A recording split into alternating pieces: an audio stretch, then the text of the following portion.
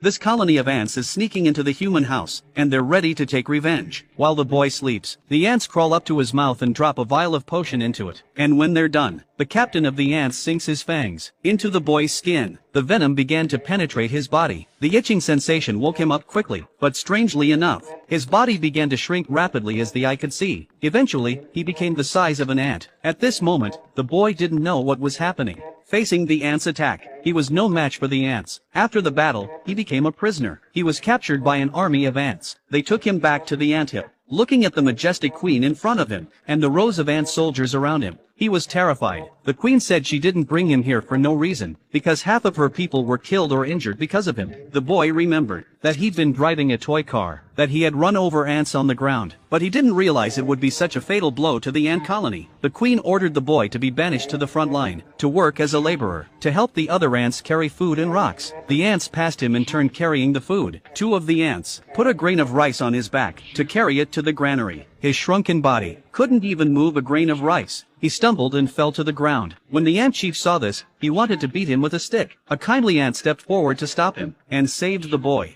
It's time to eat. All the ants are lining up for food. Only the boy sits on the ground, thinking of his home and his native land. An old ant reads his mind, and brought him his food, and reassured him not to be sad. As long as he works long enough, then he would be released from this place. The boy had a glimmer of hope. The termite family is now preparing to sneak into the nest. They're chewing up trees, trying to uproot the ant's nest. But the red ant chief is watching. He thought that there's going to be a war between the two ant families. Before that, they need to move food faster, to prepare for the coming war. At this moment, the red ant family have entered a state of war. They are working overtime to transport food. The empty granary is being filled up little by little. The boy saw that this kind of food transportation is still too inefficient, so he modeled on the four-wheeled vehicles of the human world. Ferris wheels and seesaws, with the available leaves. He made a variety of tools to carry the grain. Then he put the grains on the ground, one by one into a simple cart. He was able to transport 20 grains of rice by himself, 20 times more efficiently. The ants on the side were amazed. They're amazed that this little boy from the human world.